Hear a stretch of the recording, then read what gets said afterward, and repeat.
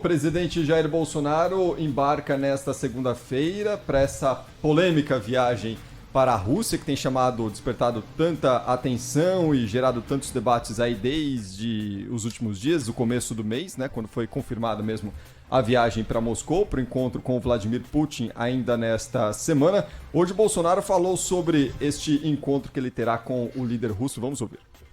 Sabemos do momento difícil que existe naquela região. Temos negócio com eles, comerciais. Em grande parte, o nosso agronegócio depende dos fertilizantes deles. Temos assuntos para tratar sobre defesa, sobre energia, muita coisa para tratar. E o Brasil é um país soberano. Vamos torcer pela paz lá, que tudo certo. O mundo todo tem seus problemas. Se você começar a querer resolver o problema dos outros, a gente for possível, né? E a palavra lá de paz para ajudar, a gente vai tudo bem. Mas sabe o que está em jogo, não vou entrar em detalhe aqui. Vice-presidente Hamilton Mourão assume o comando do governo, né, com a ausência de Jair Bolsonaro pelos próximos dias, e ele foi questionado justamente sobre toda essa polêmica que envolve a ida de Jair Bolsonaro à Rússia, em meio a tanta tensão envolvendo ali Rússia, Ucrânia e todos os países ligados à OTAN ali, Estados Unidos. O Mourão disse que nessa questão, Bolsonaro na Rússia, tá rolando muito jogo de pressão, segundo ele. Semana passada aí, o presidente da Argentina teve lá zero trauma, né? Então não vejo problema, essa tensão que está ocorrendo é fruto aí das pressões de ambos os lados, entre a Rússia, né, a própria Ucrânia que está imprensada e, óbvio, o pessoal da OTAN com os Estados Unidos à frente. Então, na minha opinião, vai ficar nesse jogo de pressão, né? Então a viagem do presidente é um dia só lá, sem maiores problemas. E aí, Cláudio Berto, o que você acha disso tudo? Eu acho que a viagem é necessária, tem que ser feita mesmo. O Brasil não tem nada a ver com relação a esse jogo de cena que se vê ali na Ucrânia. É tudo jogo de cena, sobretudo do governo dos Estados Unidos. Todo mundo embarca nessa onda, inclusive a imprensa brasileira. Todo mundo embarca nessa onda do Joe Biden, né? O Joe Biden é um sujeito que firmou reputação, segundo as pesquisas feitas lá nos Estados Unidos. Ele consolidou um conceito de ser um sujeito fraco, um fracote. Haja vista o vexame que aconteceu na debandada americana lá do Afeganistão, entregando o poder aos talibãs. Aquilo ali foi fatal para as pretensões do presidente norte-americano de crescer na aprovação do seu eleitorado. Muito pelo contrário, né? Ele vive uma situação de declínio de aprovação junto aos americanos, que é uma coisa inédita, nunca aconteceu antes tão rapidamente com o presidente dos Estados Unidos. E ele então fica ali fazendo pose de que é valentão. Quem ameaça o tempo todo é o Biden. O Biden que ameaça o tempo todo. Se invadir vai ter confusão, se invadir vai ter guerra, vai ter retaliação. Você não ouve uma única palavra, uma única declaração do governo russo sobre isso. Eles não falam sobre isso, né? Hoje, por exemplo, tem outra coisa que chega a ser até engraçado. E todo mundo embarca nessa, né? Todo mundo embarca e tal. Tem uma história aí de que o governo da Ucrânia disse que está sabendo que a Rússia marcou uma data de invasão, vai ser no dia 16. Eu nunca vi invasão de um país no outro com um aviso prévio. Nunca vi. É a primeira vez na vida que vamos assistir um país avisando que vai invadir o outro, né? Isso não acontece. A última vez que um país invadiu o outro, bombardeou o outro de maneira espetacular, foi os Estados Unidos contra o Iraque de Saddam Hussein. Lembra aquela operação Tempestade no deserto, né? E aquilo ali foi feito em segredo, ninguém sabia que o governo americano, até havia a informação de que os americanos se preparavam para o conflito, né? Mas foi uma surpresa geral. Neste fim de semana, uma pré-candidata pelo Partido Democrata à presidência dos Estados Unidos, ela fez uma declaração importante durante uma entrevista. Ela foi veterana na guerra do Iraque e chama-se Tisla Gabbard. Ela foi veterana da guerra, ela é veterana da guerra do Iraque, foi congressista pelo Havaí e foi pré-candidata nas primárias do Partido Democrata a presidente dos Estados Unidos. E ela, falando uma entrevista que concedeu à Fox News, ela falando exatamente sobre isso, sobre o que tipo de sensação ou de informação ela tem. Ela diz que o Joe Biden, por ter sido financiado pela indústria armamentista, a indústria de armas americanas, essas indústrias mandam no Biden. Então essa boca dura dele pode não levar à guerra, mas levará com toda certeza a negócios de guerra. Vai justificar que o próprio governo Biden compre uma montanha de armas e munições, etc. e tal, para a alegria dessa indústria que o financiou. E, de outro lado, ela também identifica nesse esforço aí de incitar a guerra a participação da mídia americana. E aí tem também razões locais para que ela faça esse tipo de acusação, né?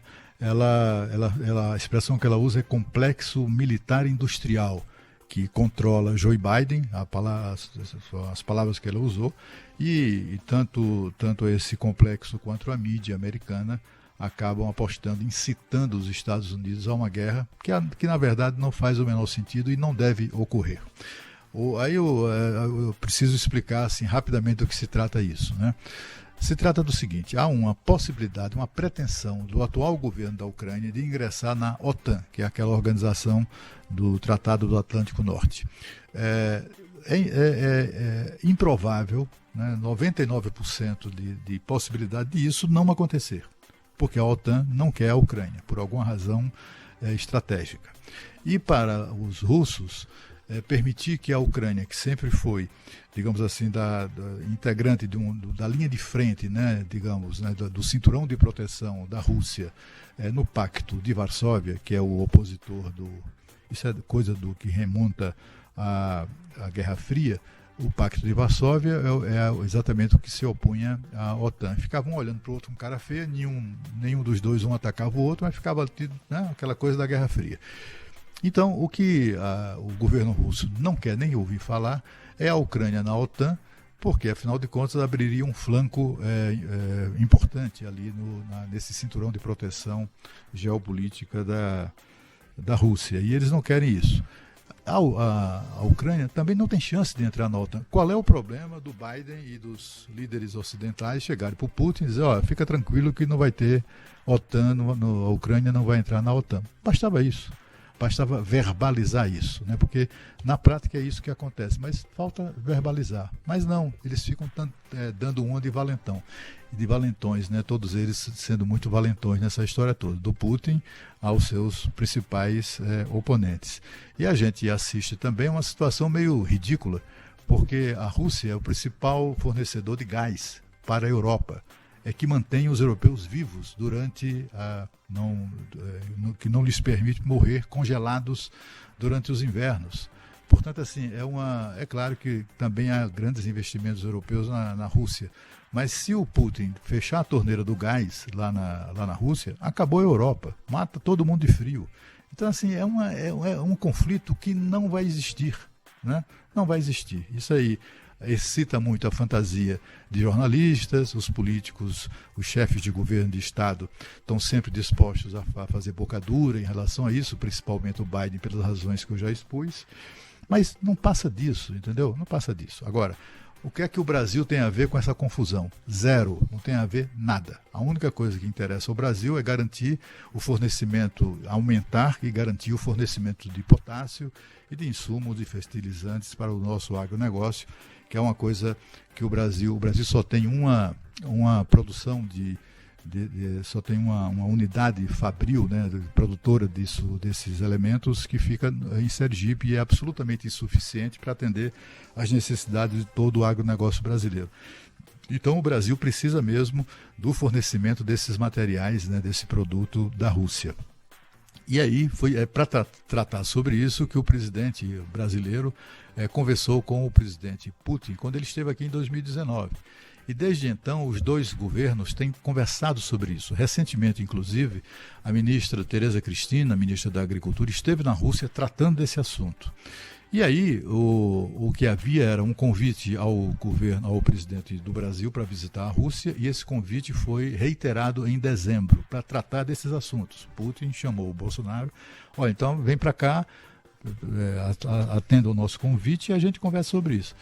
E aí a viagem não foi confirmada essa semana, esses dias. Essa viagem, Cris, foi confirmada em dezembro, né? E é um processo que não tem volta. Quando uma visita como desse porte é acertada, os dois países, né, as duas chancelarias deflagram uma série de providências que não tem volta. Isso é uma coisa que e o Brasil não tem por que recuar disso, né? Para quê?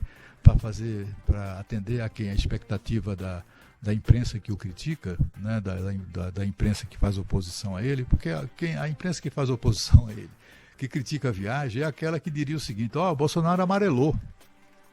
Mesma coisa, seria uma crítica tão idiota quanto as críticas que fazem a essa viagem. Essa viagem é do interesse do Brasil. Eu conversei longamente dia desses com o embaixador do Brasil lá em Moscou, o Rodrigo Baena Soares. Ele é uma pessoa que eu conheço há muitos anos, é um diplomata, um baita diplomata. Ele foi porta-voz da Dilma, coitado, sofreu muito naquela ocasião.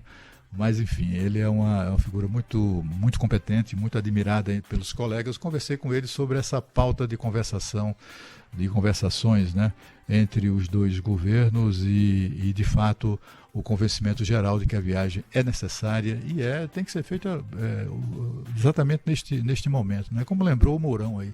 Tem uma fila de presidentes de vários países visitando a Rússia. Aí não tem problema nenhum, porque o Bolsonaro aí não pode, é bobagem, a viagem é inoportuna, vai prejudicar não sei o quê, tudo conversa mole, a viagem é necessária e o Brasil é um país à parte, é um país que tem a sua independência, tem a sua autonomia, né? Não é um país que vai estar a serviço, ou que se coloque a serviço de outros países, muito pelo contrário, né? Os argentinos, que são muito mais servis aos Estados Unidos, foram lá visitar o Putin, o presidente argentino foi lá visitar o Putin. Eu acho que ele fez bem, foi convidado, foi e visitou. O mesmo está acontecendo agora, vai acontecer a partir de hoje, quando ele decola depois das 19 horas aqui de Brasília, e esse com destino, é uma viagem com destino a Moscou, é uma viagem de governo, portanto é uma viagem de trabalho, que chamam, né, na diplomacia chamam de viagem de trabalho, que vai durar pelo tempo suficiente para os dois presidentes apertarem as mãos na assinatura de contratos que já estão negociados.